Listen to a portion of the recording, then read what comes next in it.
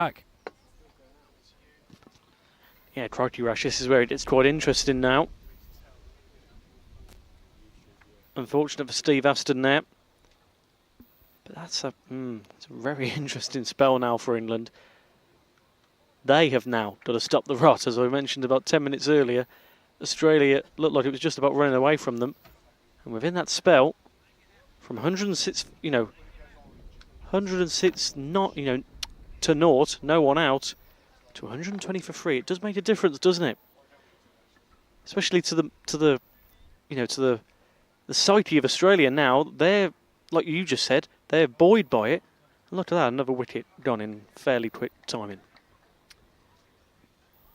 Yeah, 14 runs for the loss of 3 wickets is never ideal in any circumstance, but England have had a habit of losing wickets in clumps against these Australians. We saw it down under, and it's something that really, really hindered them in a couple of those one-day internationals. Ed Gordon-Lennox. Well, captain's not required, but you really don't want to be giving a bowler like Tony Panicasio confidence.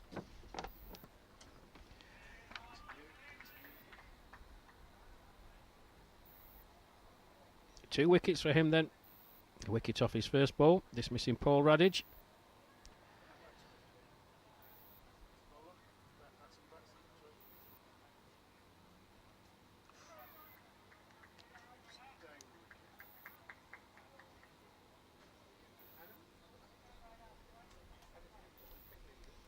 What this will do, of course, Owen, it will G the Australians up no end. As Ed Gordon-Lennox gets off the mark. Nice looking shot down the ground, straight to the fielder at long on. Ambles through for a single. 121 for 3. Yeah, this spell now to the next drinks break will be very, very interesting to see where England are come at that point. Will be intriguing. Yeah, I think if England are anywhere near 150 when it gets to 30 overs, you would still back them with the batting that they have. They don't have to do anything out of the ordinary, but that's the thing. Just need to bat sensibly. Big ground here. Pick your shots. Plenty of twos on offer if you hit it in the right place.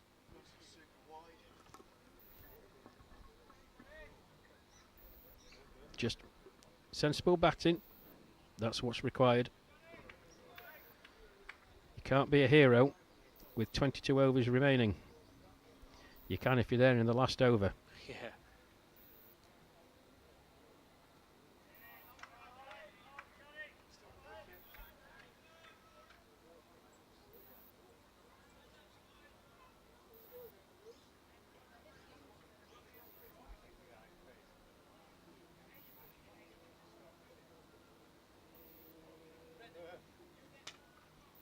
Ooh. Just pushed through a touch quicker there by Peter Judd. Gordon-Lennox just back in his crease.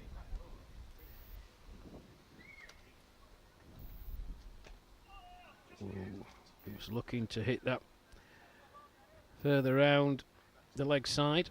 Bit of inside edge onto pad as it squirts away.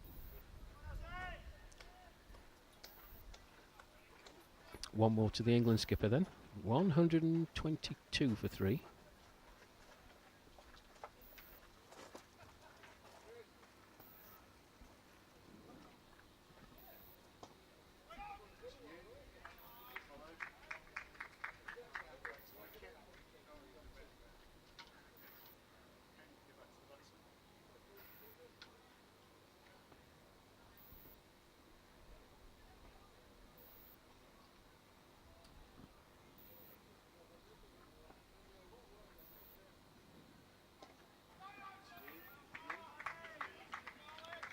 Yeah, decided against the run there, as it was well fielded there. Well, these two have battered well in the past. Takes you back to the second one-day international at Caulfield Park in Melbourne, when they were going along very nicely indeed, only for Mel Hussain to be run out very unfortunately at the non-striker's end. There's the ball there. Cannoned off Phil Jackson on that occasion, but a good over from Peter Judd. 24 overs gone then here at Littleborough Cricket Club. This first one-day international between England and Australia, the first of a 5-match series in the Grey Ashes series. England chasing 251. Currently 122 for 3. Having lost 3 wickets very, very quickly. A wicket in each. The first 2 Tony Panicasio overs. 2 overs, 1 maiden, 2 wickets for 2. As he's into Mel Hussain. Correction, he's into Ed Gordon and Lennox. Just shows, doesn't it, Rash, the game we've had here this afternoon, we've said it many a time, but it just shows how compelling and how intriguing this series will prove to be over the next few weeks. You know, 2 sides who, as we've mentioned, a few of the players on the Australian side here 2 years ago, and a lot of the players will have been down there, down under, in Australia. So it's can't wait to see this unfold, really. It's going to be very, very interesting.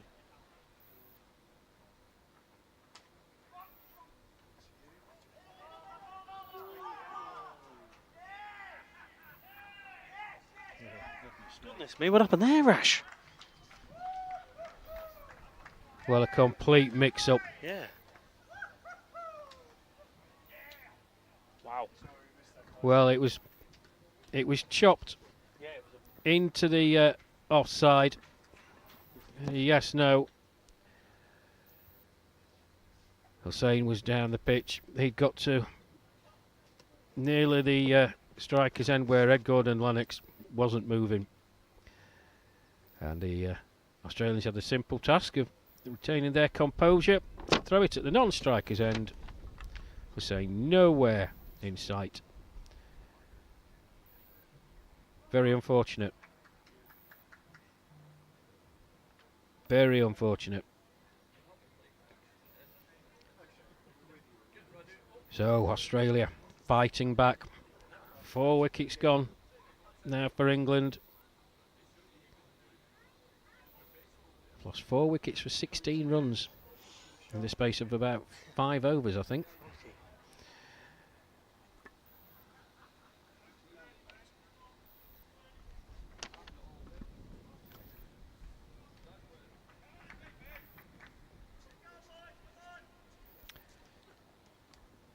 It's a very intriguing spell for England now, Rash.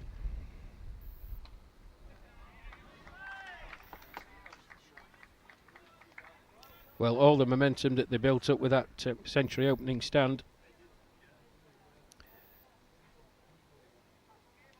that's well and truly gone.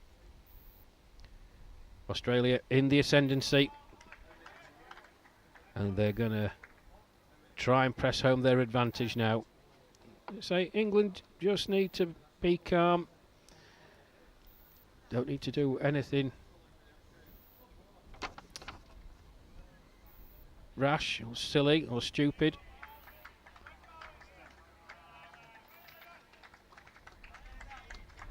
Yeah, just confirmation that the last wicket was the wicket of Mel Hussain. He's out for 11, run out. Triple play. Peter Judd to Claude Orlando to Tony Panicasio, and a maiden from Panicasio as well. Won't get credited with that run out for Mel Hussain, but a wicket again in his over. So wow. 3 overs bowled, 3 wickets, 2 to him, 3 overs, 2 maidens, 2 wickets for 2 runs. England 122 for 4. 25 overs gone then, 20 remain, another 129 to win. The required run rate 6.5. England just a smidge under 5. So no alarms on that respect. So left-hander Nick Gaywood, can he drag England back into this? Peter Judd. Oh, it was an appeal for LBW. Looked like it was just sliding down leg a touch. Let's have a quick look on the replay. Oh, it was. Yes, well worth a shout. Hit on the inside of his front pad. But umpire Ford, thankfully for England, didn't raise the finger of doom.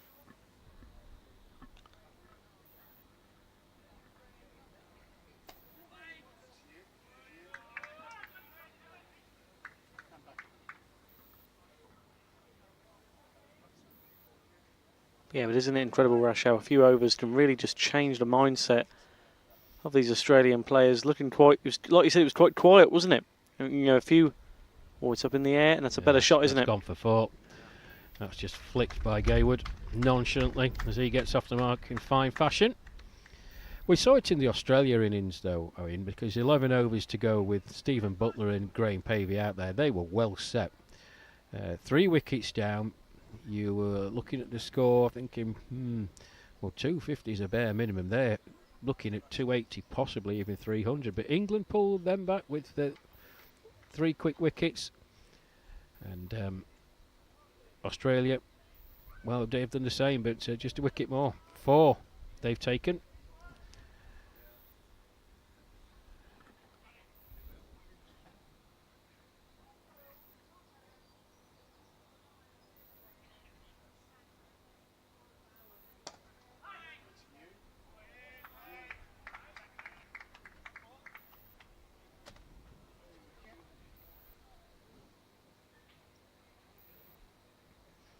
A very interesting field placing for Nick Gaywood. The Australians know him very, very well indeed. Look at Bill Blair in his position, number 30 on his back.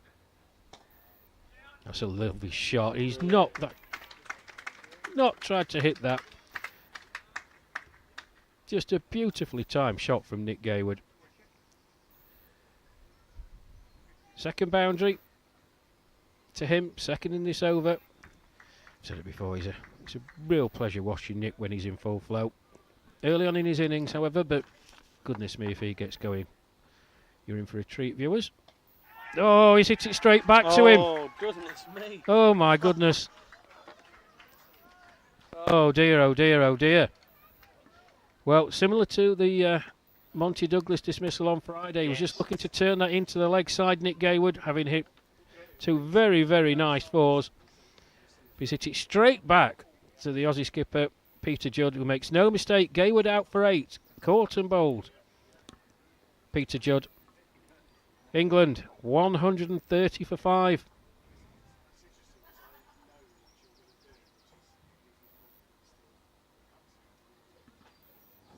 Well, unfortunately, Rash, that was one of the most incredible cases of commentators' curse I think I've ever seen there. That's really unfortunate, isn't it? Because he was starting to really get going, wasn't he, Nick Gaywood, as we've seen so often from him. Well, he got off the mark with just a nonchalant flick over backward square leg, and then a beautiful, beautiful on drive. You know, just waxing lyrical about him, but yeah, it's incredibly similar to that Monty Douglas dismissal on Friday. He was looking to turn it, a delivery from Jeff Patterson into the onside.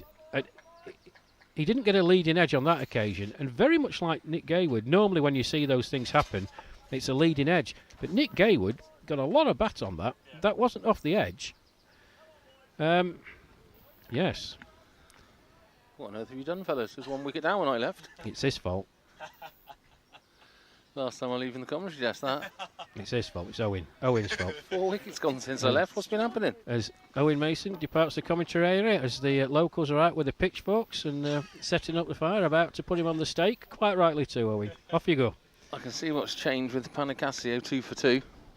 Yeah. He's doing his thing, is he? Well, got Paul Radage, which very similar to delivery that he got the other day, clipping the top of the off bail. And then, of course, the run out. He's just a person who generates things when he's on. You know, a wicket, his first 2 overs, and then involved in the run out of Melisane, which was just an absolute calamity. Suicide, yeah. There'll be inquests in the England changing room after that. But all this has really stemmed from England being pretty much untroubled. Oh, that's in the air as well. That's straight down the fielder's throat. Well, calamity for England. This is just self-inflicted. Ed Gordon-Lennox, you're still in the game, but holing out to long on. He goes for 2, caught by the vice-captain Bill Blair, off the bowling of Tony Panicasio, giving him his 3rd victim.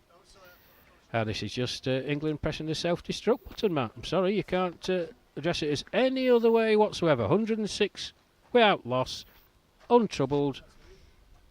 This is just a calamity. Yeah, totally agree. And why the skipper's playing shots like that when you're obviously under a bit of cosh? The game's gone south. You've lost a lot of wickets. It's time to rebuild, knock it around the park on the ground, get some runs on the board, keep it ticking over. You don't need to be walloping shots straight down Bill Blair's throat on the boundary out there. And like you say, 106 without loss. 24 runs later, we've lost 6 wickets. And when I was last here, we just levelled up with the run rate, and I've got a chance to mention the English sponsors: Stonehill, Sporter, Tours, Envy, MacTech, The Jube, and that one I can remember. Clean Clad, do apologise, normally Owen's job there, he's off reading the Daily Mail over there.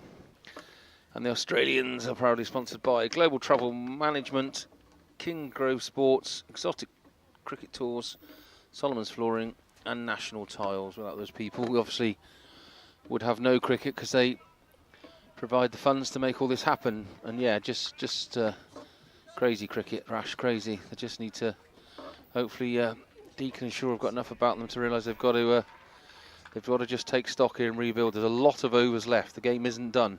They only need 120 runs, so let's just, a bit of common sense needed. Yeah, I'm pretty staggered, actually, Matt. I'm going to be totally honest with you. As Phil Deacon just plays that delivery from Tony Panicasio back down the pitch. That's the end of his over. Another wicket maiden for him. 4 overs, 3 maidens, 3 wickets for 2 runs. I'm going to use the word. I hope viewers don't think I'm being overly critical, but it's brainless cricket. It's completely brainless cricket from England. You can't dress it up any other way. You know, it's going along very nicely. I don't think Steve Small had to play the shot that he played. That was the first one. Paul Radish got a good one. We'll give him that. Good delivery from Tony Panicasio. Steve Aston, we know how Steve likes to play, but he probably counted himself a touch unlucky that he found the only fielder out under deep on the leg side in Doug Murphy, who took a very well judged catch. The run out of Mel Hussain is just farcical, really. And then Nick Gaywood just chipping one back to Peter Judd, and then the dismissal of the skipper. It's all a bit bewildering if you're an England fan. You know, there's some glum faces around me now. Whereas 20 minutes ago, they were all smiles. And you can just see the body language of these Australian players now. Spring in the step. It went very, very quiet out there for them as England passed the century mark without losing a wicket. No, not now. Lots of chirping, lots of encouragement. It's Phil Deacon on his home ground. Bowled superbly well. Needs an innings from him. Hits it straight to Graham Pavey at cover, and there's no run. 131 for 6. The whole mood has just come. You can feel it, Matt. The crowd have gone deathly quiet to the right of us. Yeah, and you can't blame them, really. Like you say, it's just they've created their own downfall. There's a couple of decent balls from Tony Panicasio, but the rest of it's all their own doing. That I was over on the far side walking around the pitch when the run-out happened, and it was absolutely suicidal and stupidity. Didn't know what they were thinking. But like I said, let's always stay on the positive side. It's 119 off 18 overs, more than possible. The run rate's still below 7. It's more than gettable. So let's dig in, build partnerships, rebuild. Just start knocking the ball around. At the moment, they just seem to be finding the fielders with every shot. But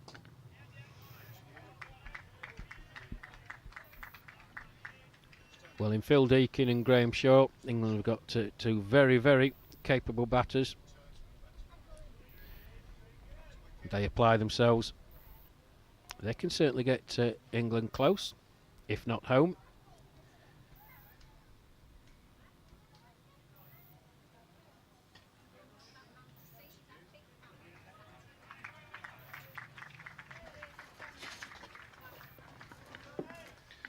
That's the way it goes, isn't it, Rash? Now the tables have turned. Every ball seems to be finding a fielder. There's no runs on. We get to the end of the 28th over. It's 131 for 6. England, a bit of a mini batting collapse in the middle there. Lost a very quick 6 wickets. As Rash was saying, we were 106 for naught not too long ago. But England do bat deep, as Russia's been telling us all summer so far. They've got to make better decisions than they have so far this afternoon. Yep, very well put, Matt. Very well put. It's Panicasio. Continues from the flagpole end. And Graham Shaw just watches his first delivery outside the off stump.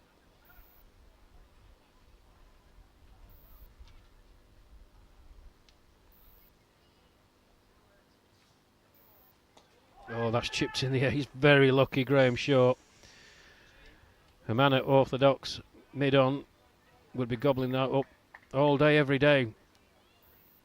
The fielder, and it's Bill Blair. He's out on the long-on boundary. Orthodox mid-on has that.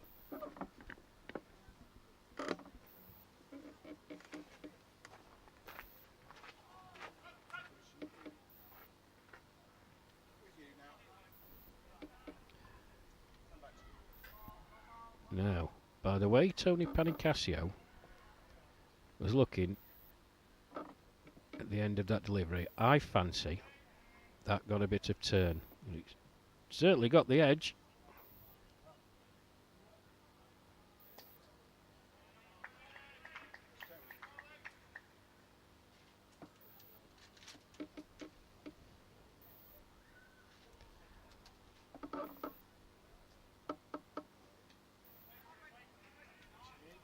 Just gone 6:15 here.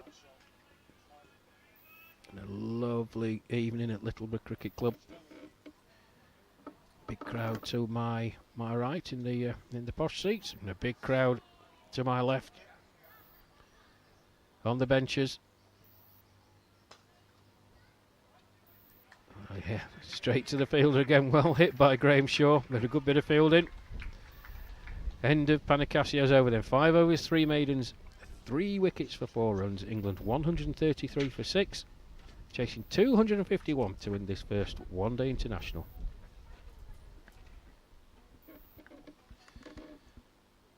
Yeah, 118 runs needed, 96 balls remaining, so it's more than possible. Like I say, they've just got to build this partnership here. Deacon and Shaw, not had many balls between them each. 8 for Deacon and 6 for Shaw. They've got to spend some time in that crease now together, build a partnership, get the run rate going again, scoreboard tick. All those cliches we could mention, but as I said to Rash, it's going against you. Just seem everything they hit goes straight to a fielder now. But England have not got a panic, Matt. We saw on Friday, 41 for 4 England were in their pursuit of 205 to win, and it looked, oh, that's in the air as well. That's sliced away by Shaw. That's going to run away to the boundary. Long, long chase for Graham Pavey, and as quick as he is, has he got there? He has. That's a brilliant chase from Pavey. But yeah, England were 41 for 4 on Friday, folks. But sensible batting by Timur Alam and Simon Routh. Got him up to 190 in the last over, so bat sensibly, the runs will come.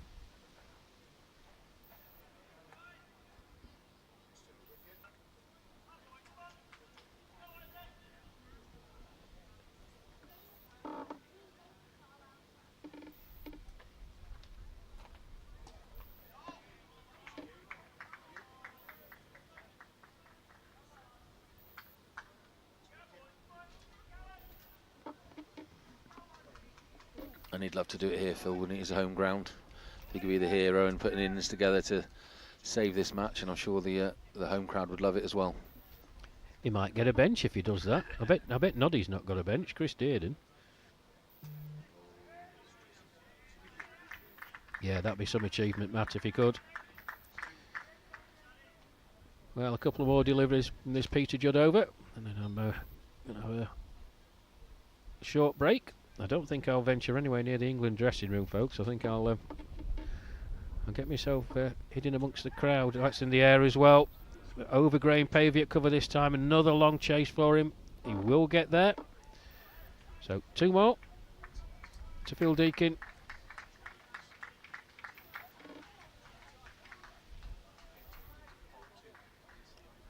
So after this final delivery from Peter Judd, it'll be Matt Evans and Owen Mason who will take you through the next 5 as the drinks break is just about to take place at the 30 over mark. I'll be back shortly.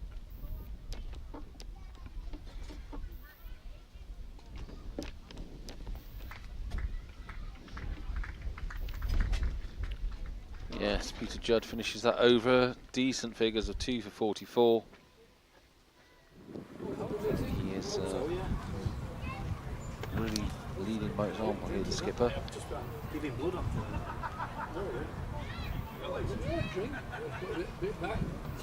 Taking a couple of wickets as we do drinks. And like me and Rash were just saying, Owen, they've got to just rebuild now, make no silly decisions. There's still more than possible to win this game, but they've got to stop those calamitous run-outs and go in for stuff like the skipper did. Really no need for that when we're in such a precarious position. Yeah, it was quite a dangerous spell that for England. It was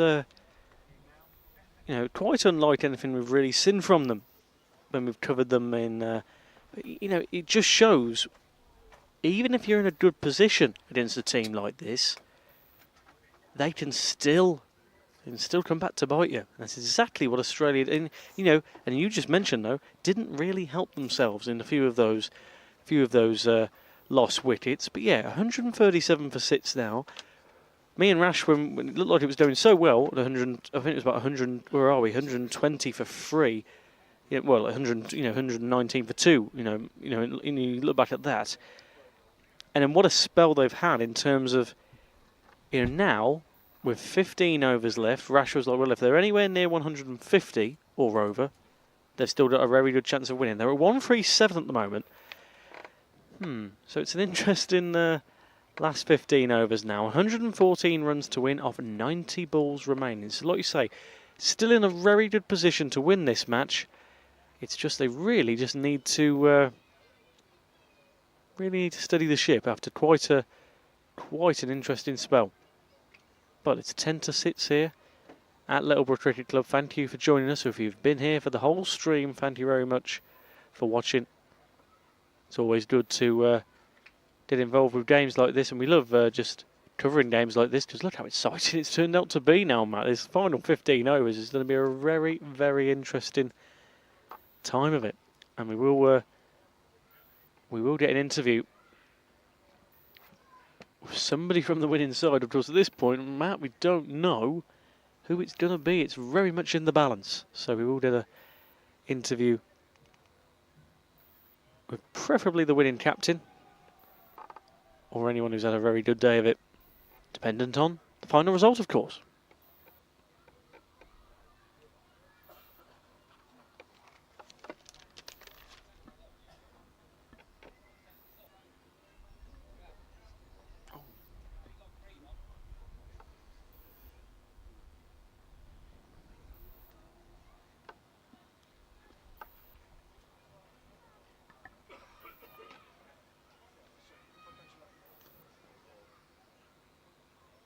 $137 for 6 then.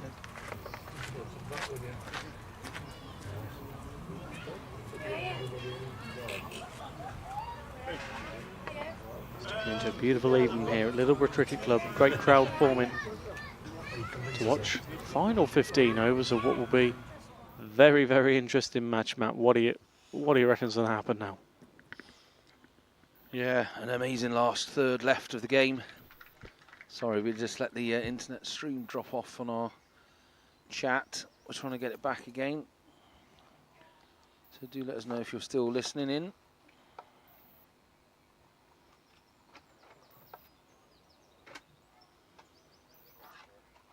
And enjoying the coverage.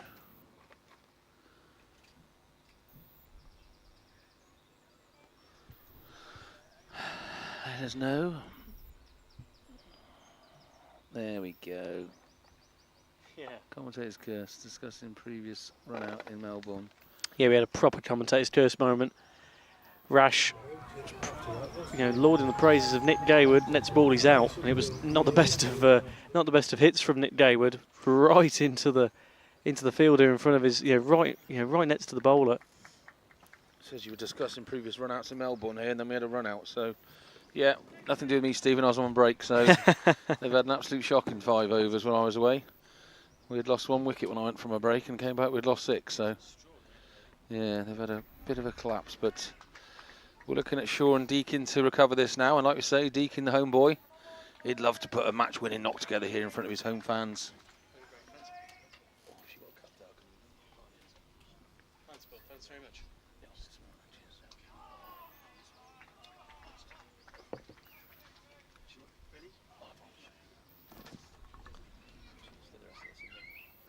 Brilliant. Cheers, bud. Anthony. Brilliant. They've always, from the clubhouse there at Littleborough Cricket Club, Anthony looked after us all day. Fed and watered us. It's such hot day. They're even bringing drinks around for us after the players have been sorted. And the lunch was absolutely gorgeous. So if you're ever at a loose end, as you serve food to the public as well, get yourself down to Littleborough. And being from the pub life myself, I was checking out the amount of barrels out the front there, as me and my dad tend to do when we see other public houses, and they obviously like a beer up here. There's a lot of empty barrels outside the front of the clubhouse, so obviously a sociable place. If you're passing by, pop into Littleborough and have a bite to eat and a drink. It's a cracking clubhouse.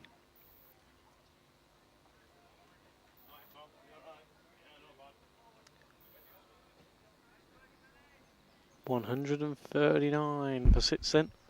112 runs to win off 86 balls. They had to be careful there. Look at the replay of that. He's gone to just press forward on that. He's definitely getting some turn now. Yeah, that's pitched off and ripped away from him, hasn't it? And the wicket was waiting there. See him waiting for him to lose his balance and stump him. And Rash mentioned that just a couple of balls before you came back, Owen. He just had a bit of a smile on his face.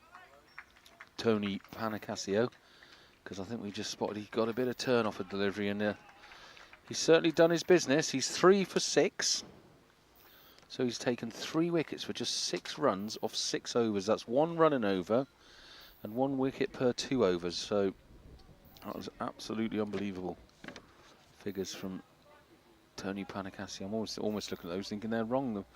The scoreboard's crashed again. But he's certainly the point came of turning around in the game when he came on to bowl. Yeah, certainly so, Matt.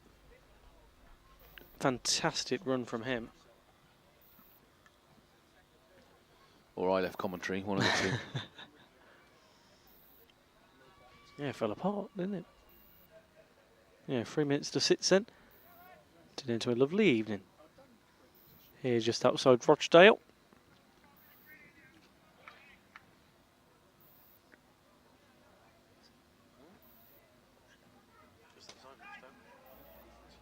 Hello, heads up. 1 bounce, 2 bounce, 3 bounce, 4 runs. Really good shot there from. It was a bit airborne for a while, but fair play to, I think it was Graham Shaw, wasn't it? Smashed it over here towards us. Boundary, and the skipper's told the fielder to stay out here. Maybe he's going to tempt him to try and go for another one.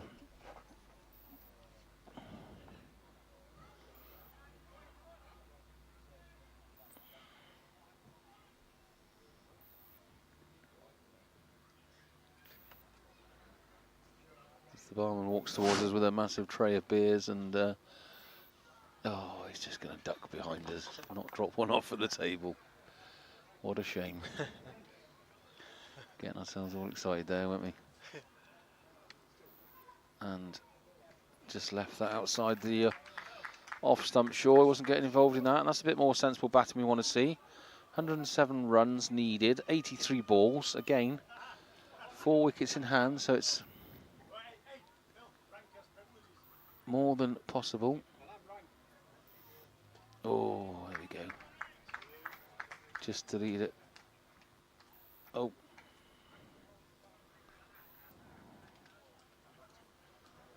Someone just walking in front of the camera there. Always amazed when they do that. I don't know what they think we're stood there doing with them. Yeah. Just wandering in front of the cameras.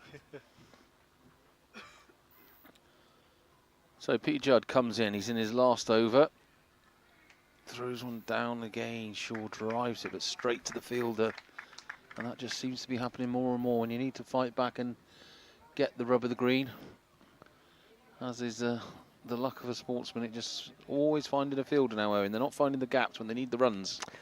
Yeah. Slow, that's a better one. Slipped away there, and we'll at least get one or... Oh! It's that missed timing again, it's that miscommunication. Oh, it's just crazy. Shaw at this end has said yes, yes, yes, yes. The minute Deacon goes for it, he shouts no at him. Yeah. I mean, just causing confusion and the lack of trust now. That's happened 2 or 3 times. It's just they're second guessing each other, and you don't need that at this stage. And I don't know why they're taking such a risky kind of run. The field already had the ball in hand, so no need to. That's lovely. Flicked off his legs there. Now they've got to go 2. Easy 2 there. There's no one there. Now you can think about the third. Turn and go. Go on. Go on. Yes. Well done. Good running. Good running, Graham Shaw and Phil Deacon. They've run 3 there. They needed that.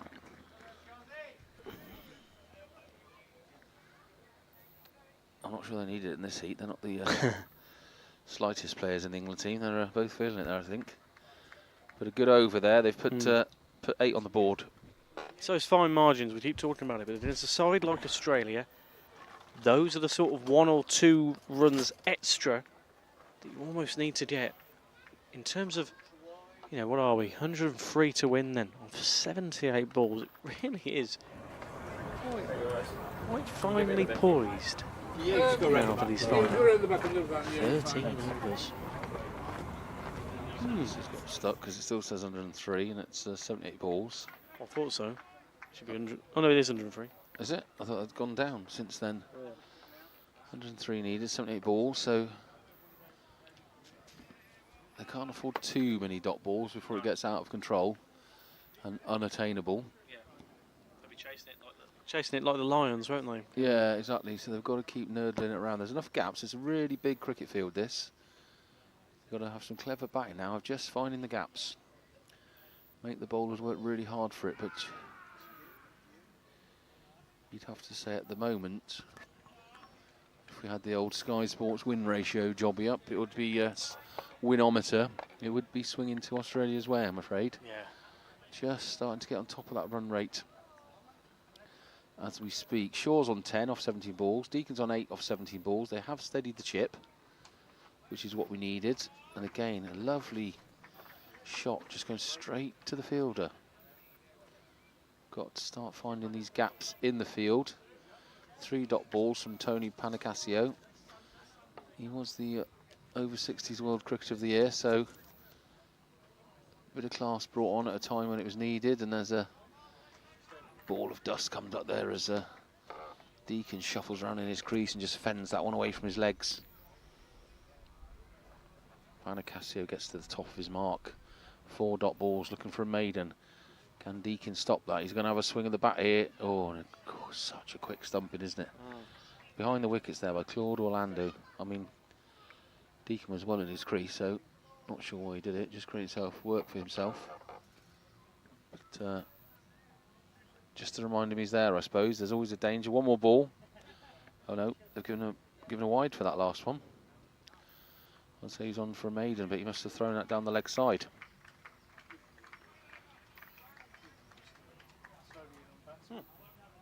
He was up there, no? think they pressed the wrong button there because that was not given a wide. Well, they certainly didn't bowl an extra ball. What's going on in this score box today? Lots and lots of mistakes being made. But it's 33 overs down, 149 for 6. Graham Shaw and Phil Deacon trying to rebuild after a little mid-innings batting collapse by England, putting themselves under the cosh when they looked more than in control before I went on my break. Yeah. But yeah, it was 106 without the loss. Without a loss, then it was Steve Small. Then you had Paul Radage at 112 for 2.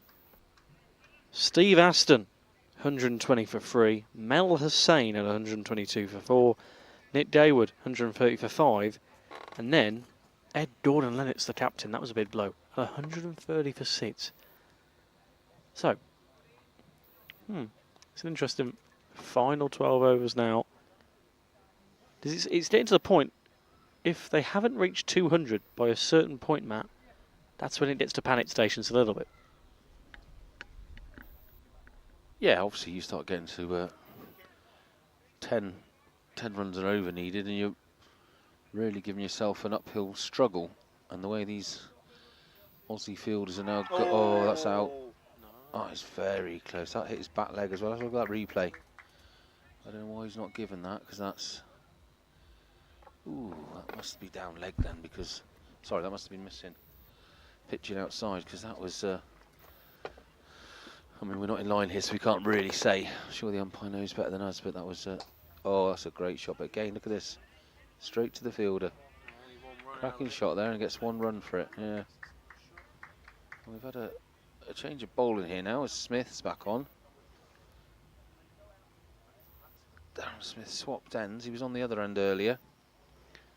And he's a very wily cricketer, as Rash always calls him. Got a bit of wisdom behind him, so I'm sure he'll be there just to stem the run rate as 150 comes up for England with that single.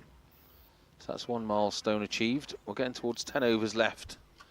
Oh, in 100 runs, so it's, you know, that 10 runs per over mark is imminent, and he's had a swing at that. It's going again straight to the fielder. And the tails are up now, Australians, aren't they? Those few wickets have just perked them up. They're clapping, they're cheering, they're very buoyant again when it was a little bit quiet earlier. Yeah, it got to the point where, you know, Rash went on his break and said he was walking around the, you know, and a lot of the... Oh, that's got it. Oh, no, another turn of the head by the umpire on that one. But, yeah, it got to the point, Matt, where, you know, he went round on this break and he heard a lot of there's a few of the Australian fans and family were having a talking to of Steve Judd, Peter Judd, I should say, completely mixed them, two people together, but yeah, and really just questioning what was going on. You know, if you looked at one point, England were in cruise control. But at the moment now, this is where it gets quite intriguing, and it's the end of another over, isn't it? And a spell like that will do it for you, won't it? Yeah. A spell like that will do it for you. They've literally taken, well, the 5 wickets that fell when I weren't here, have turned the momentum right round, and I think I'll leave you again now and let Rash come back in and guide you through after this over. So it's going to be Panicasio from the flagpole end. Again, let's know what the locals call it. I'm sure it's not the flagpole end, but that's what we've come up with on our trip here to Littleborough Cricket Club. 110 for none or whatever we were. Senior World Player of the Year. Done his job. Some cracking bowling figures. 3 for 8 off 7 overs. That is just class. So it's 151 for 6. Shaw and Deacon trying to rebuild. Stop the flow of blood and wickets falling. Oh, he's given a wide there.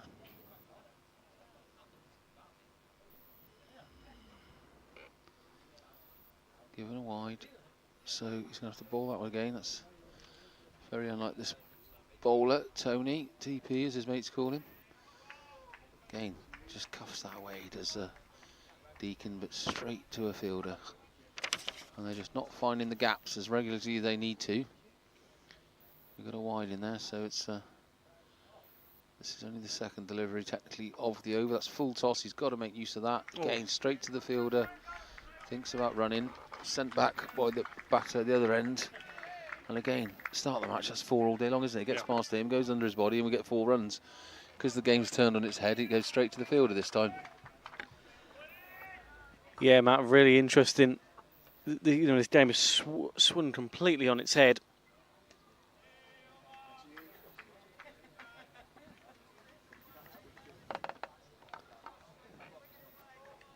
And they can't afford that sort of shot No. now. There's 99 runs needed, 62 balls remaining. You know, you're getting to almost 2-a-ball territory, nearly. So they can't be forwarding this, apart from the wide here. One more delivery, it's a maiden bar the wide ball. And all we can be grateful for is he's only got 1 over left. Old TP is a cracking speller bowling. I'm going to leave you and let Rash Mahmood come in.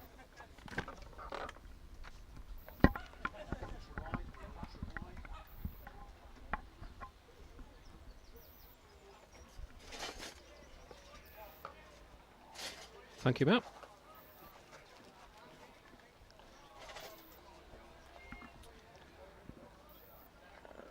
Shell-shocked crowd to my right. I've been mingling amongst the great and good of Littleborough.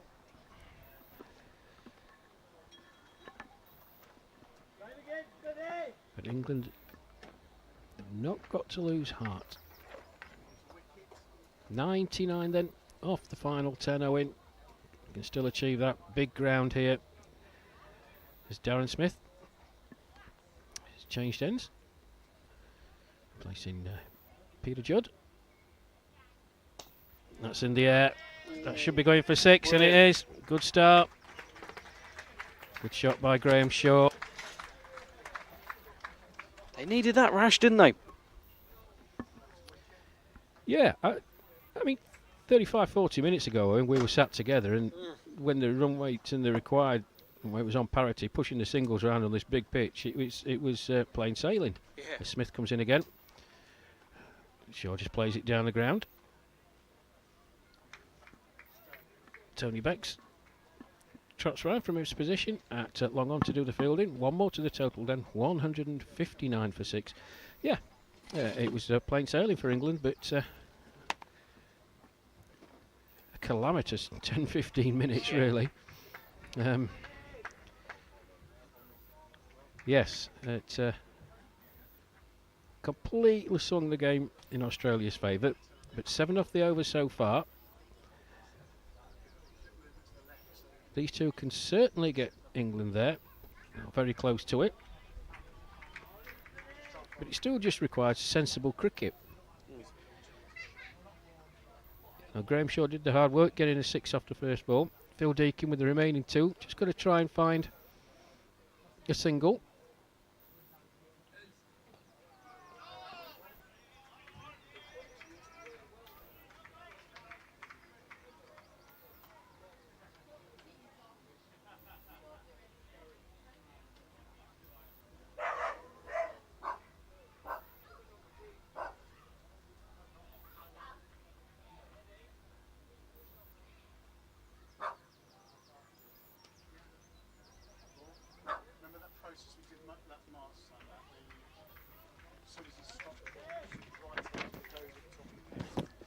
So a single off the last ball of the over takes England to 160, and now the disparity between the required run rate and the run rate.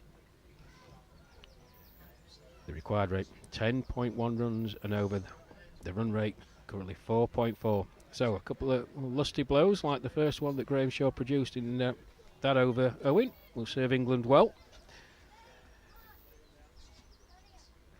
And it's going to be Tony Panicasio, I think, who's going to bowl out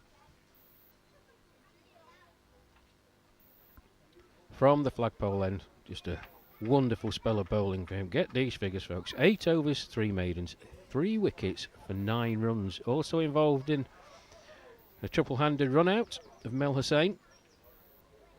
So he's going to finish off from the flagpole end. Phil Deacon on strike. Just plays that back down the pitch. Straight out to Bill Blair, who does the fielding. Single off the first delivery.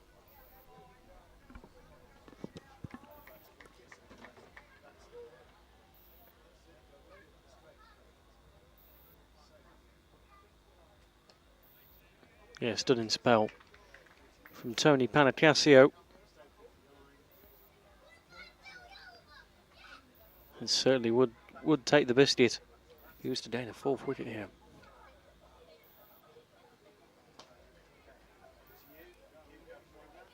It's a nice effort. But it will gain another single onto the board. 162 for 6 then now. 89 needed off 51 for England.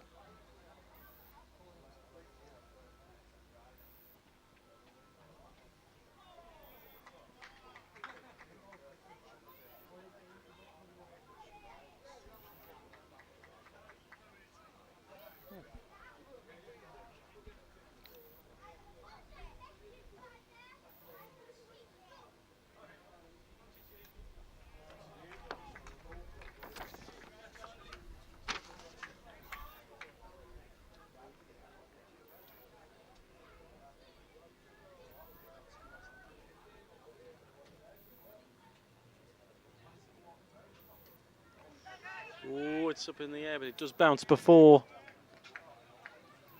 there's any peril for Phil Deacon.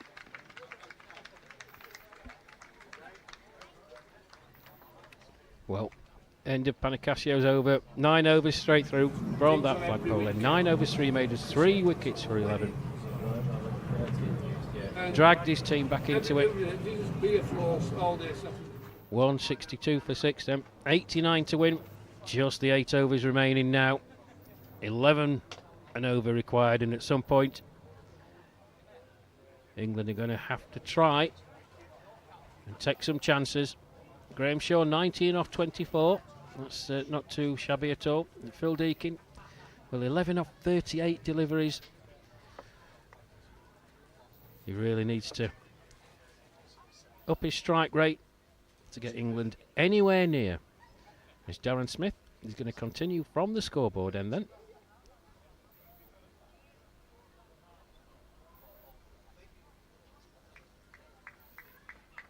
England have got to look to be positive in these remaining 8 overs to give themselves a chance.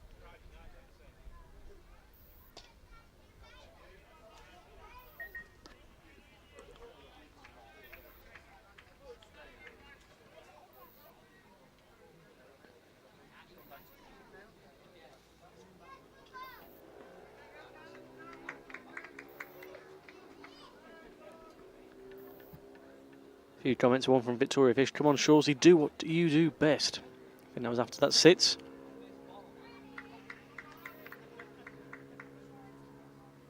Plenty for that, Victoria, and another one. Lads can do this, and still Razzie to come.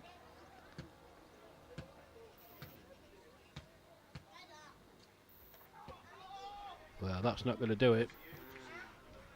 You know, at some point, Phil Deacon, I know he's a hero here at Littleborough, but he's going to have to try and take Darren Smith on.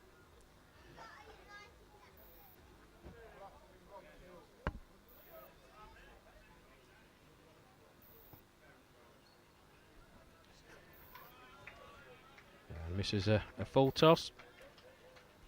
As it thuds into his pads.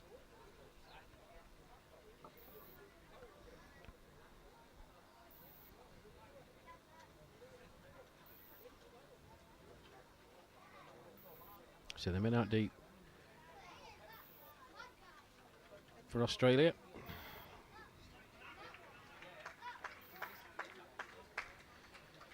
Orthodox long on, long off. Doug Murphy all on his lonesome. He seems to have spent most of the game owing on the deep cover boundary. And Stephen Butler in front of us. Big, big gaps in this field, if they can find them. That's brilliant. Pavey. And he hits the stumps as well, off his knees. Well, very good over from Darren Smith. Just a single coming from the first ball. And England, well, it's going to take a heroic effort. 12.6 runs per over required now, owing 88 to win, just 7 overs to go. They're, as it stands, going down with a bit of a whimper, I'm afraid. Yeah, it's becoming quite the tall task now, isn't it, unfortunately for England. Yeah, 42 needed off... No, sorry, 88 needed off 42 balls. Yeah, that's where it starts to get... You almost think they almost need to do a bit gun-ho with it. Well,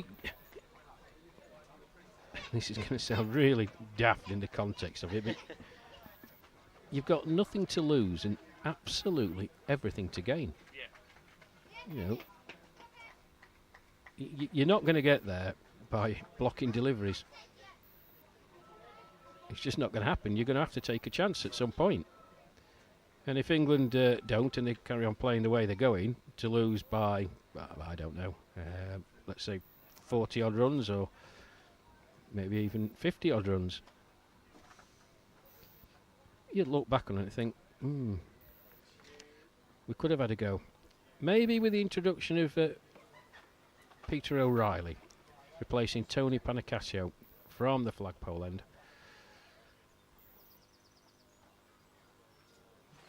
We'll just give these England batters. He's a decent bowler in his own right, O'Reilly, but I think he'd be the first to admit he's not the calibre of bowler that Tony Panicasio is, but he's still very, very decent. So, can England find a hero?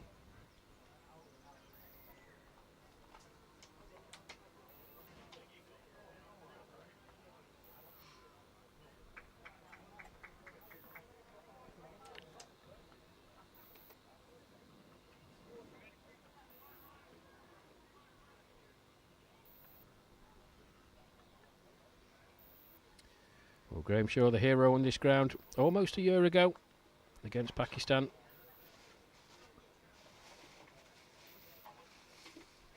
And that's a good way to get off the mark. 4 from the first delivery from O'Reilly. Just straight down leg side. Paddle sweep by Shaw.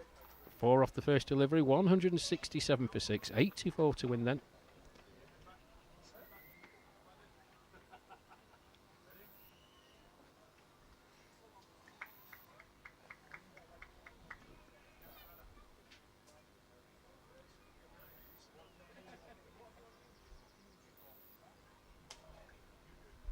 Oh, well fielded. Yeah. Hit very, very hard by Graham Shaw into the cover region, but number 16 on his back. Tracks the ball like a magnet, does Graham Pavey. Very uncharacteristic drop from him earlier on, looking straight into the sun.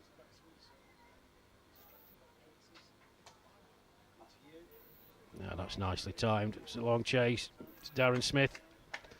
He will get there. 2 more to Graham Shaw, and a good throw as well. Yeah, very good arm. 169 for 6.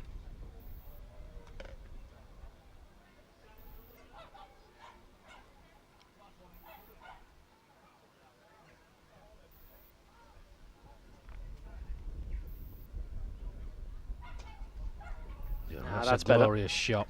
Wow. Well, that's been clubbed by Graham Shaw straight down the ground.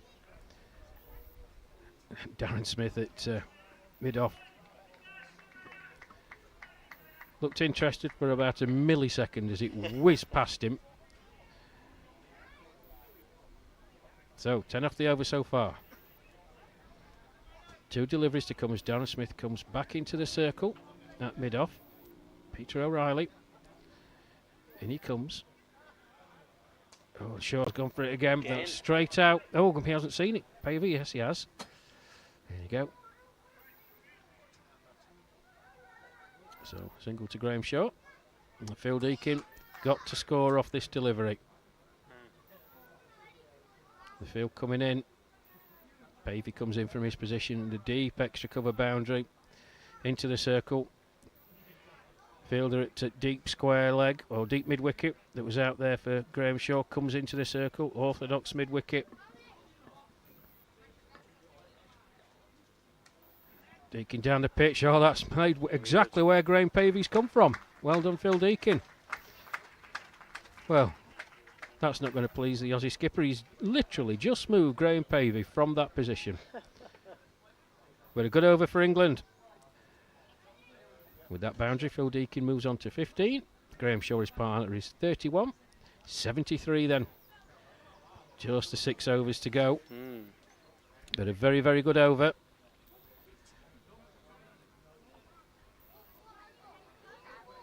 Yeah, they truly needed that. If there was any, any chance, of course, there is, like you say, 6 overs to go. Another over similar to that, Rash. Perhaps a 6 in there. Then that final 5 overs. Just it's a bit nerve-wracking for the Aussies. Well, 15 off that over, Owen. Yeah, fantastic. Yeah, 15. And it's going to be interesting because obviously Panicasio's bowled out and Peter O'Reilly is on at that end. Darren Smith is bowling from this end, so he's only got his 1 over to go. I think Peter Judd's bowled out. You've still got Bill Blair and Terry Becks.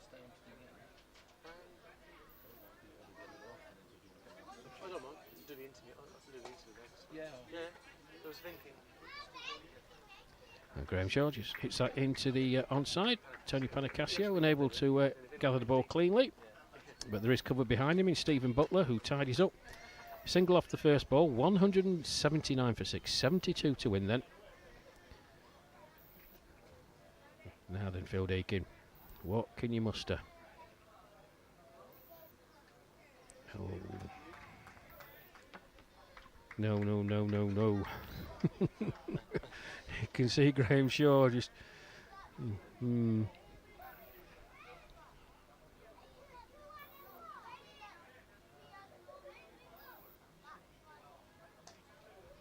Oh, what a catch! Wow. Oh my goodness me. Well, Phil Deacon stands there in absolute disbelief. He has absolutely thrashed that. Oh my goodness me. And Peter Judd, the Aussie skipper, has flung himself to his left and managed to hold on. Well, we've seen some catches today, Owen, and Nick Gaywood's and Kevin Watson off his own bowling, but my goodness me, what an absolute blinder. Phil Deacon goes for 15, caught by the Aussie skipper Peter Judd off the bowling of Darren Smith. England lose their 7th wicket with 179 on the board, 72 runs required to get to their target of 251. What a catch. Yeah, that's coming at speed.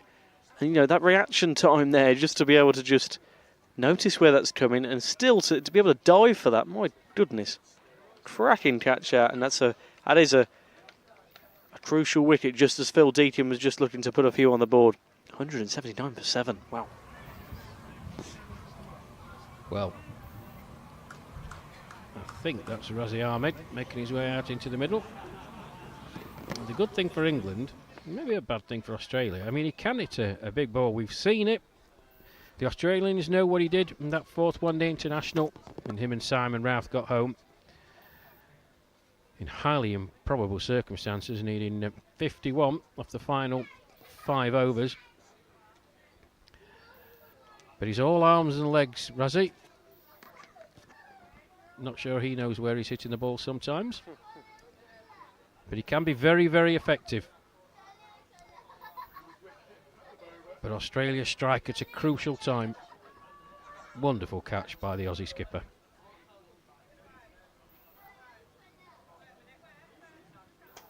And that's in the air, that's coming straight down Stephen Butler's throat. And he holds on. Well judged. Ahmed out first ball. Darren Smith on a hat-trick. England lose their 8th wicket. No addition to the score. 179 for 8. Can't fault Razi Ahmed at all. Had to go for it. It's a long way out here. Stephen Butler right in front of us. Took a very, very well judged catch. Ahmed goes without troubling the scorers.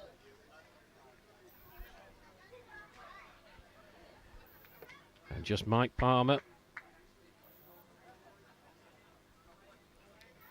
And I think it might be Kevin Watson, the final man. I don't think Mark Wilson. I think Mark Wilson's down as the designated non-batter.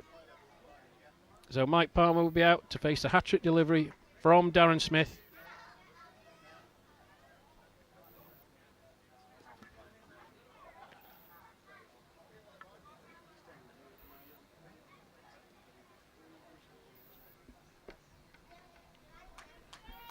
Well, this game truly changed, didn't it, Rash, in that 20-minute madness spell, didn't it? Like, that's where ultimately the game was won and lost there.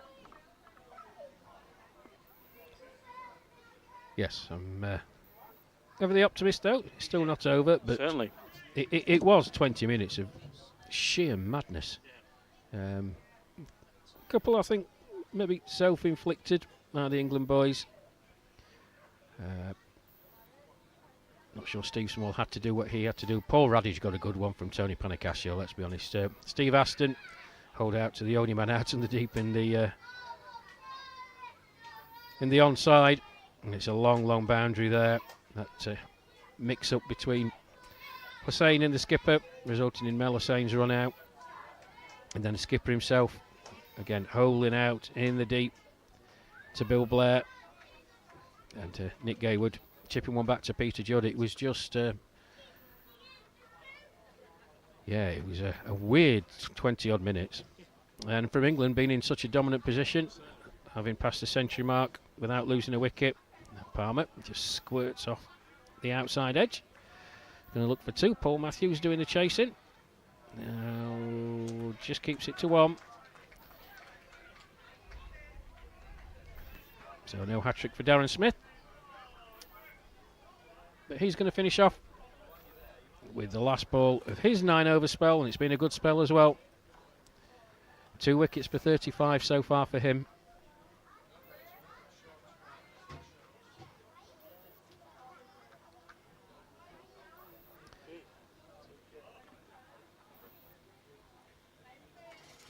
One more delivery then before Matt Evans joins us back in the commentary, and that's a cracker.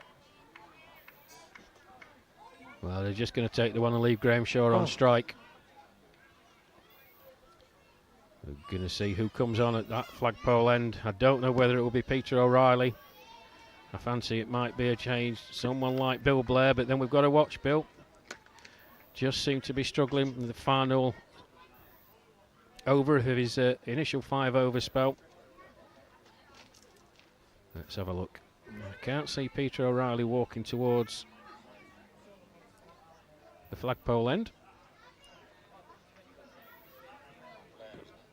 I would have thought it would be Bill Blair, although Peter O'Reilly has got the ball in his hand. I think he's just doing some clerical duties. He is shining the ball, and discussion between the skipper Peter Judd and the vice captain Bill Blair. So I would have thought, with Darren Smith bowling out from the scoreboard end, Terry Becks will probably come back on.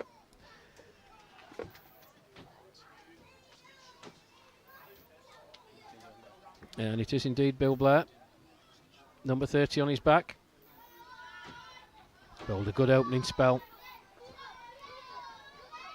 As Owen leaves us, we're rejoined by Matt Evans. Just petering away a touch, Matt. I've only been commentating on 1 wicket, the first one today. The other 7 have been with you and Owen driving the ship, so that's my my get-out clause. So when the crowd come with the pitchforks and try and burn us at the stake, you're claiming that it's got nothing to do with you. Is that Nothing right? to do with me. 7 wickets have fallen under your and Owen's stewardship. I'm all right, Jack. Pull the ladder up. Yeah, that's right. There's no iron team, you know, Matt. Yeah. But like you said last time I was here, they just the masters their own downfall here. They're just crazy 20 minutes where they give them. I mean, even Razi Ahmed there, I get he's got to go for a bit. The run rate's up and all that, but to have a big old slog on your first ball to Darren Smith is just, a bit suicidal, as it proved to be, straight down the fielder's throat. Yeah, I don't think we can be too reproachful of Razzie Matt. He's got to get on with it, but they are long, long boundaries here. You know, we've seen 1, 2, 3 catches, I think, coming out in the deep. Doug Murphy taking Steve Aston. Bill Blair taking the England skipper. And Stephen Butler, well-judged catch to dismiss Razzie Ahmed. And it is going to be Bill Blair off his shortened run. Graham Shaw just smashes that into the offside. Trot through for a single. He's only got 1 over left, hasn't he, Bill Blair? No. He's they kept 4 up his sleeve. Oh, did they? I come back to it. I think in his 5th over, Matt, the previous over, he dived to stop a ball in the covers, and as he got up, he was just like looking down at his knee, his calf area. Obviously, bowls at a much quicker pace, a longer run up than the spinners, but he's operating off his short run, which is something he did in the World Cup in India. And he did it to great effect as well. He can still get the ball down there. You look how far back Claude Orlando, the Aussie stumper, is. So you're convinced he's carrying a bit of a niggle then after the fall in the field? I think so, because the way he was bowling, I mean, 5 overs for 12 runs. It's a pretty good first 5. But he just looked to me like he was struggling a bit. In he comes then, Palmer on strike, full toss. That's going to run away. There is a man out there. Can he get to it? He can. Keeps it to 1.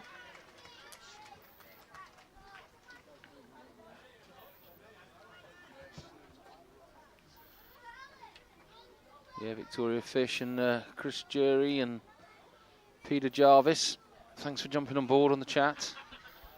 Like Rush says, this has fizzled out a little bit. The England batsmen have taken too many risks and thrown their wickets away, and unfortunately you're at that precarious position now where Shaw's got to swing the bat. A last recognisable batsman out there, but it's 68 to win 27 balls. It's not looking good from an England perspective. As Blair fires one down again. Shaw has a big old swing and a miss. If you have a look at the replay here, and he swung himself off his feet there. And a big pirouette. He's had a couple of steps down the wicket. Nowhere near the ball. And the end is nigh, I fear, Rash. Yes, it certainly looks that way, Matt.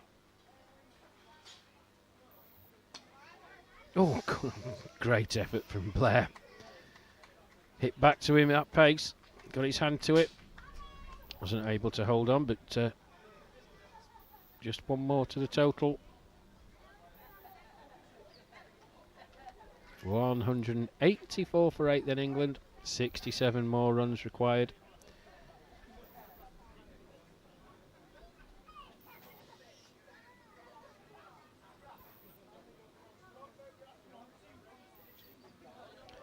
Just 4 overs to go after this final delivery of this Bill Blair over, as he's into Mike Palmer. He tries to nurdle one outside the off stump, but doesn't get anything on it. Beaten for pace. Good over by Bill Blair. 6 overs, no maidens, no wicket for 15 for him then. 4 overs to go, 67 to win. England 184 for 8.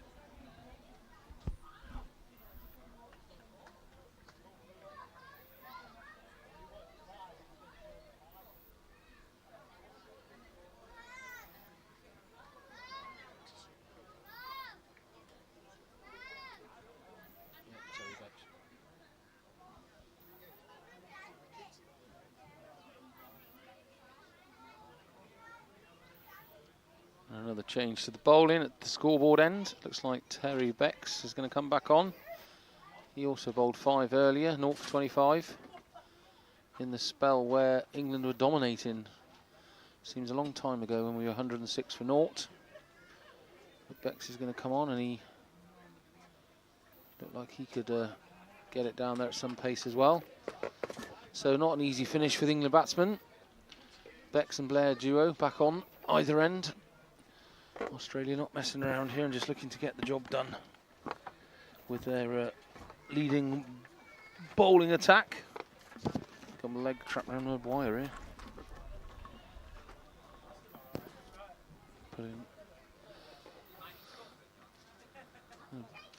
Bex comes in from Schoolwood end and has a chuck, and that's absolutely hammered back over his head into the school playing field again. So the troubles we had retrieving that ball last time. Oh, I think it's actually gone in the hedge this time.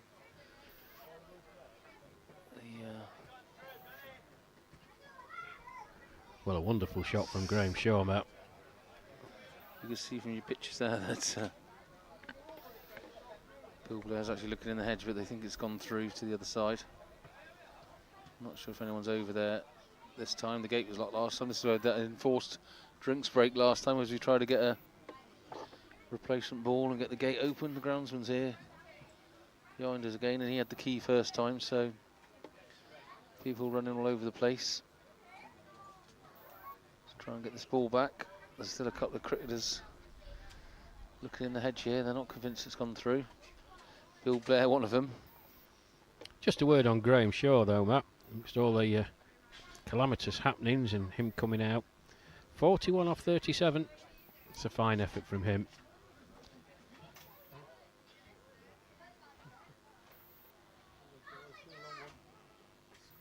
3 4s and 2 6s amongst that.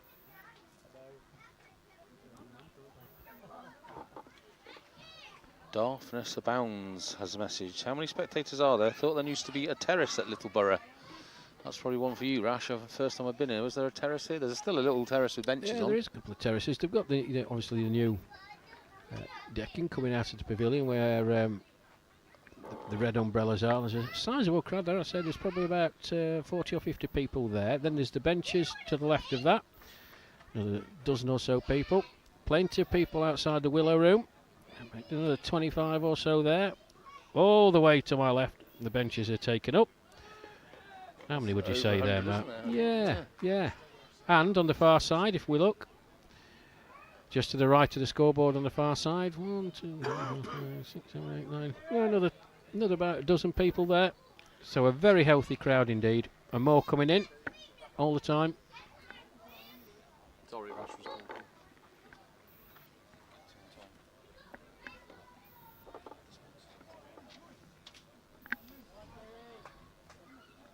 So ball retrieved, back in Terry Beck's hand. Shaw's probably looking for more of the same. Using that pace that, swing and a miss, wraps his pad. No appeal from the Australians. 2 balls from the over, a 6 and a dot ball. 190 for 8, England. Looking to, they need 61 of 23 balls. Not looking very likely, Rash.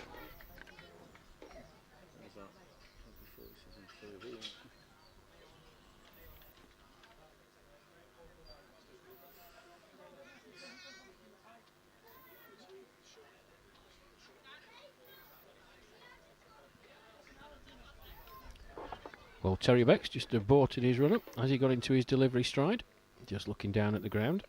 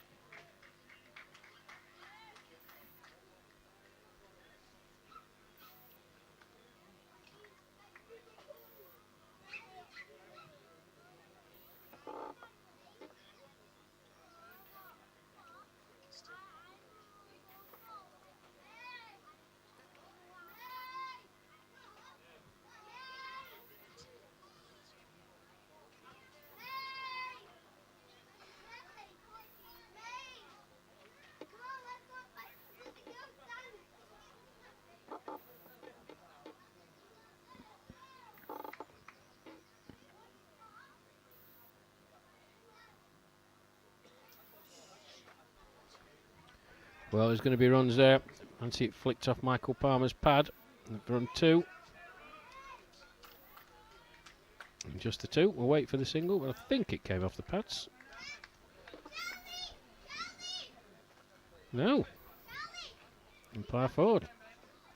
No leg by signal, so Palmer must have got a little edge on that. Runs away for 2. 193 for 8.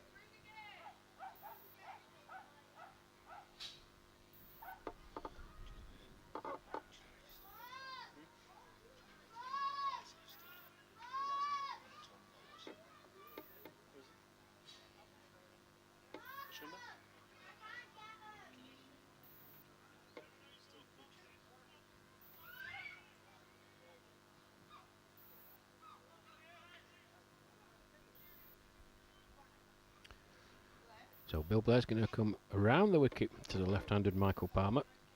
196 for 8 England. That's a good shot. Oh, it's a good effort. Just arcing away from Peter O'Reilly. Valiant attempt though. 1 more to the total. 1 more to Michael Palmer.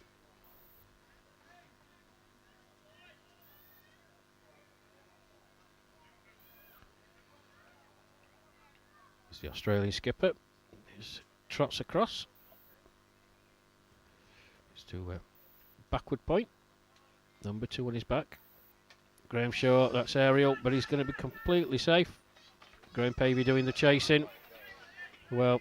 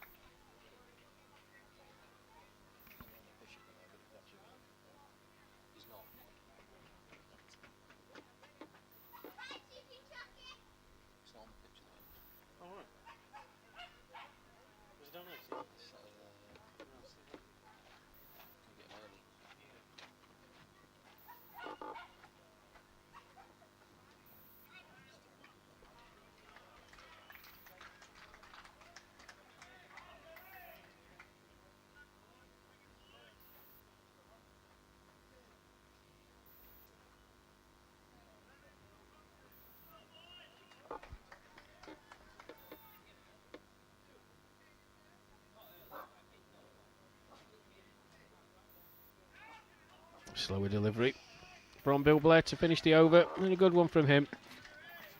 It has been throughout his spell. 7 overs, no maidens, no wicket for 19. England 199 for 8. 251, very improbable target with just 2 overs to go. 52 runs to win. Just pose you a quick question, Matt. It looks like Australia are going to get on the scoreboard first to go 1-0 up in the series, but do you think there'll be any lasting damage from what happened when there was at 20 minutes when England lost all those wickets? Do you think it's going to have any impact on the rest of the series, or do the England boys just have to wipe it from their memories and go again at Fairburn next Monday? Well, yeah, they have to wipe from memories and go again next game at Fairburn, but it's easier said than done, isn't it? You know, emotional scars in sport are cut hard and deep sometimes, and I think it'll be hard to get over this one. I mean, they should really have had this game well and truly in the bag. Like we said, unbelievably, 106 for naught. Loss of no wickets, and the next century they've lost 8 wickets, and it wasn't just the 8 wickets, because you sometimes have to take your hat off to good bowling and good fielding, but I mean, half those they've thrown away through silly, bad decisions, really. Unnecessary, especially after the first couple of 3, even 4.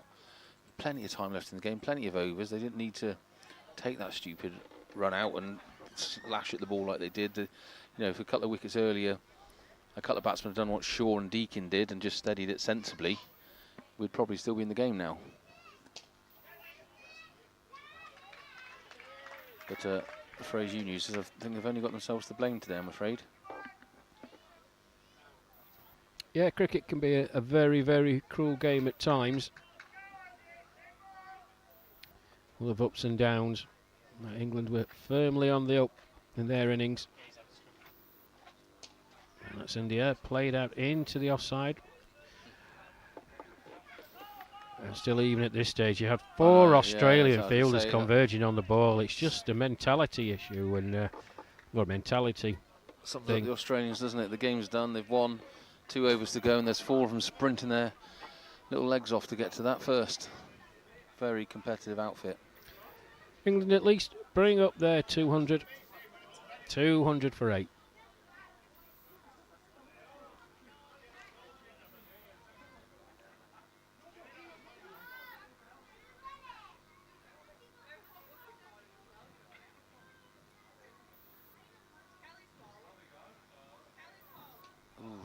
Signalled a wide by umpire Ford. Well stopped by Claude Orlando, though. And quite rightly gets a round of applause from his teammates.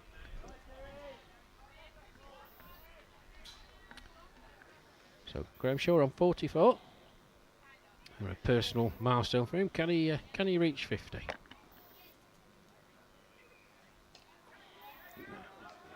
It's played out into the leg side and fielded. Well fielded by player out there. Paul Matthews didn't have the greatest couple of overs bowling, Matt, but good bit of fielding there to keep it just down to the 1.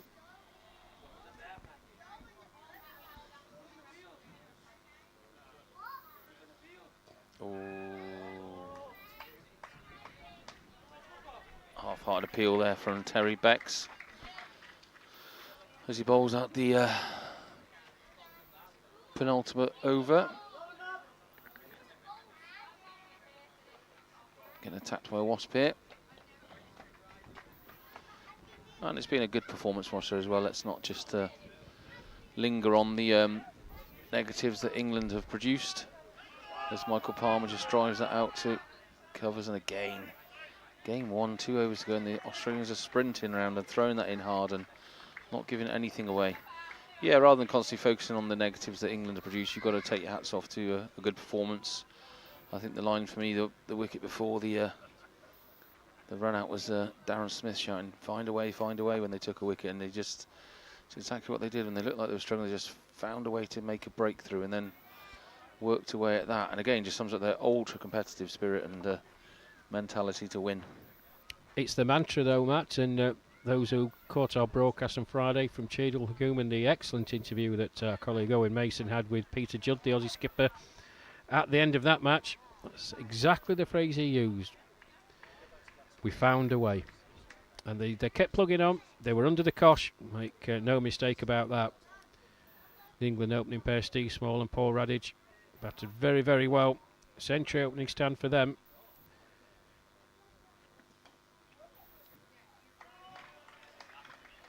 And the ball finds its way straight into a fielder's hands as Bill Blair bowls out to the last over here. He's 0 for 19, so he hasn't managed to take a wicket yet, Bill, but very good economy off 7. This will be 8 overs he has bowled at the end of this game. Oh, oh. Close to it. Yeah, yeah. Umpire looked at the leg umpire and gave him the nod for a no ball, so that's very unlike Bill Blair to be that sloppy. Michael Palmer on strike. Going down leg, clips his pads. Has he given that wide? Leg byes, yeah.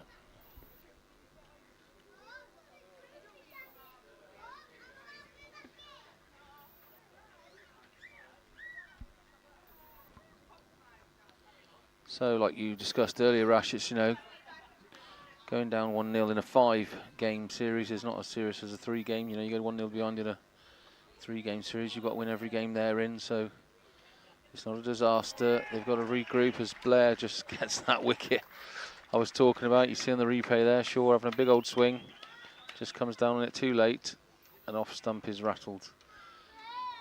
Bales flying everywhere, and I think, if anything, Blair deserves to pick up a wicket today for his bowling efforts.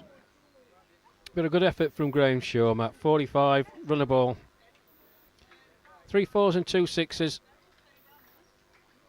Brings the final England batter to the crease.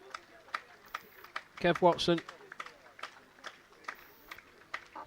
But good reward for Bill Blair. I think he's bowled very, very well.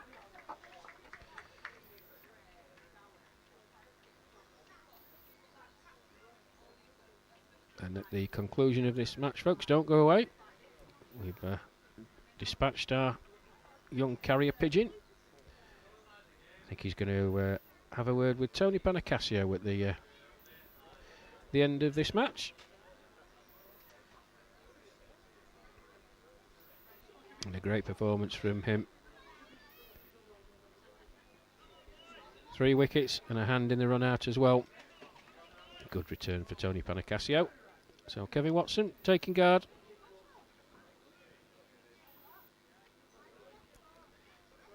Three deliveries remaining then as a result of that no ball, the second delivery of this final over from Bill Blair.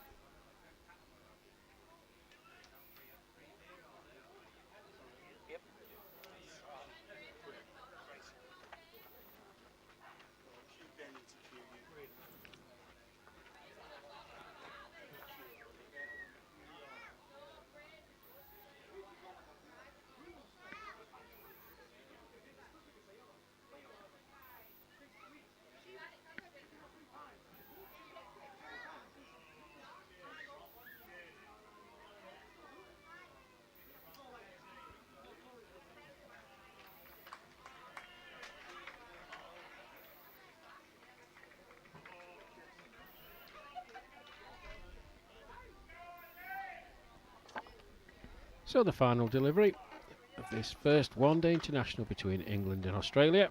Australia going 1-0 up in the series. Still 4 matches to go. The next instalment, Fairbairn Cricket Club. Next Monday. And a dot ball to finish. Bill Blair finishes 8 overs, no maidens, 1 for 21, well bowled. But Australia, in the end, winning by 45 205 runs, I think, if my maths is right. England 206 for 9.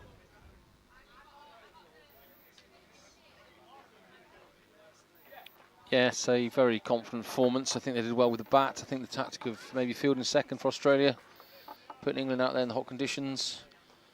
But in all honesty, that batting collapse of 4 or 5 wickets in the middle of the innings was the downfall of England, just throwing wickets away. 2 or 3 wickets were just given away, really, with bad decisions. I mean, the run-out was comical, as you put it, Rash, and you know, you just don't know what that's going to do for confidence for England and for Australia, in fact, going 1 up in the series, taking the first game. Like you say, there's a nice valiant effort by Shaw. Strike rate of 100. He got on his little innings there at the back end to try and mark a recovery, and Deacon stuck around for a while, but the damage was done by then, really. Yeah, it was. Congratulations to Australia. I would have thought, and will be interesting to hear what Tony Panicasio thinks, but I think Peter Judd and the Australian boys on an absolute belter of a wicket. Batsman's dream. I can only remember one ball. I think the ball that Tony Panicasio got to Paul Radich that did something. The rest of the time, well, batsman had all the time in the world to play. So Australia getting to 250. They had a good platform with 11 overs to go, but England fought back, and they fought back well. So to limit this very, very powerful Australian batting unit to just 250 runs, and I say just 250, knowing what a par score on this track is, I think Australia may have been disappointed. I think they're probably 30-odd runs short. And in reply, well, England behind the curve early doors, but they battled through and started to play some very, very intelligent cricket.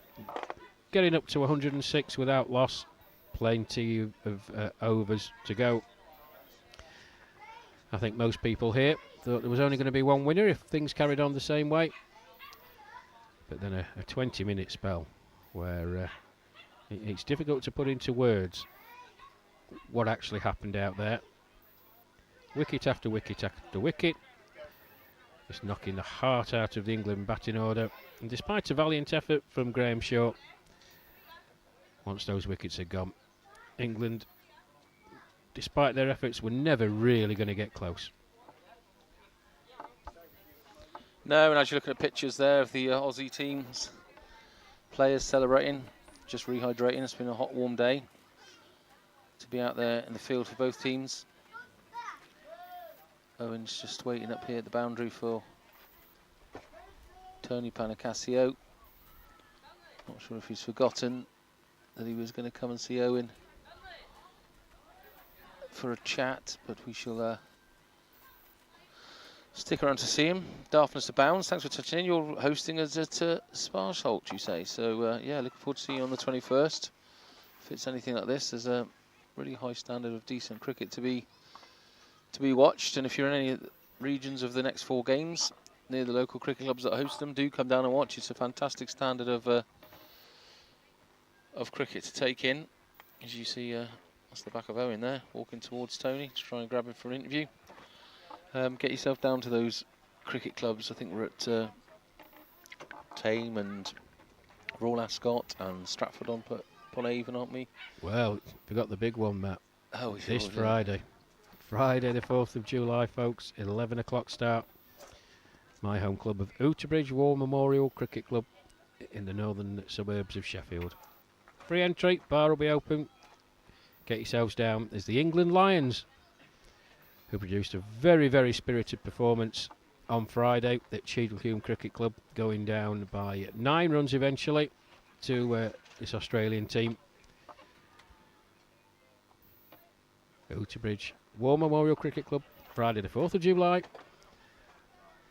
I will see you there, along with Matt Evans and Owen, and Ivor and Benny. For now, as Owen goes down there, he's just getting accosted by Mrs. Blair. I'm going to say my goodbyes and pack up and leave you in the capable hands of Matt Evans. Matt, thank you for your company today. We'll see you Friday, my friend. Cheers, Rash. And you see in the high camera there, Owen's just talking to the lady in the yellow and green shirt. He's wearing the blue one. He's just trying to get hold of Tony Panicasio. Great bowling figures.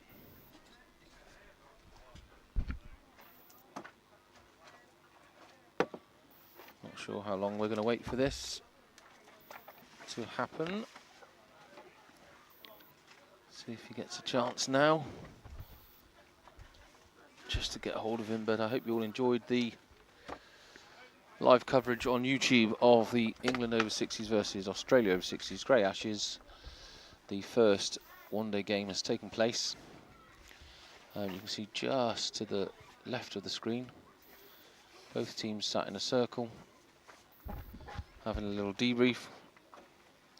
Obviously the England debrief looks a little bit more serious than the Aussie one. And if you've only just joined us, you've missed a cracking game of cricket. And congratulations to Australia, who came out on top.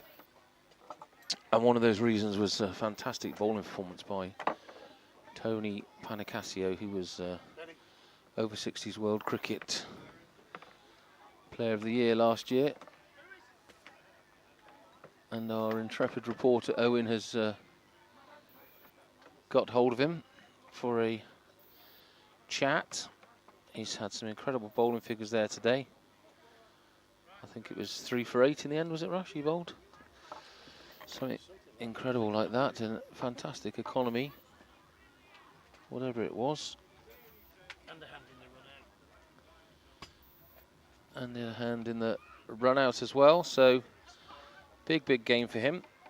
All those people that have chatted today, Victoria Fish and Chris Jury and Peter Jarvis and Daphnis Abounds, do join us for the next game. And we have Owen Mason, just see him in the picture there, just getting ready with Tony Panicasio.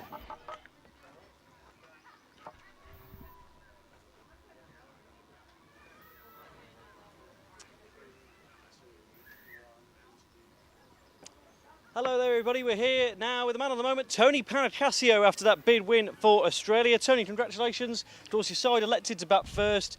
What did you make of your side's batting performance this afternoon? Yeah, look, we figured straight away that the wicket was a really good wicket, and thanks to the guys that put it on here, it's a magnificent place to play, and it was just spectacular to be out there.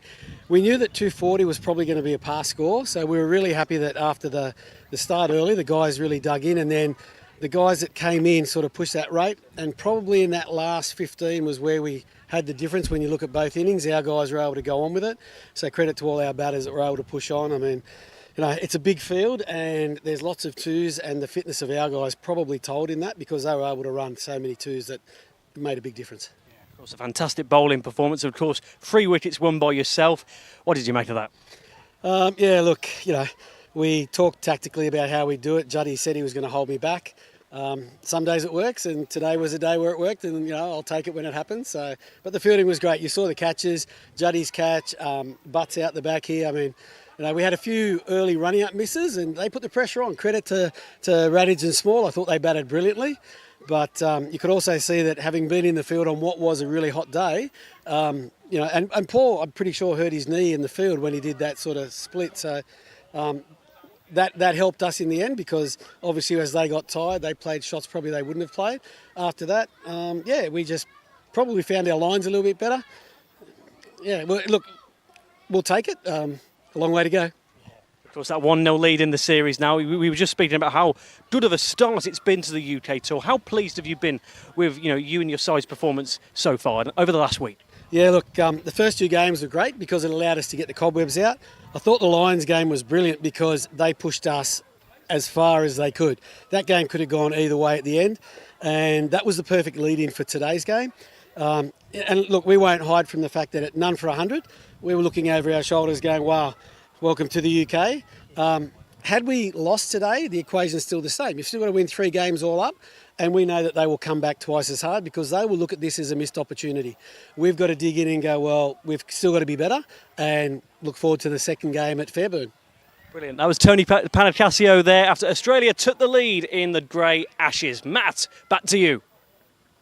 Yeah, thanks, Owen. That was fantastic from Tony Panicasio, and he's had a match-winning performance there with the ball, and as Owen says, that's a 1-0 lead in the series for them. As humble as ever for Tony Panicasio. He knows there's a long way left to go in the series. He's not counting his chickens yet, but obviously you'd rather win the first one than not. And do join us for the second one. I've been Matt Evans with Owen Mason, Rash Mahmood, and we've got Benny on camera and young Ivor in the van mixing for you today. Have a good evening, take care, and we'll see you next time.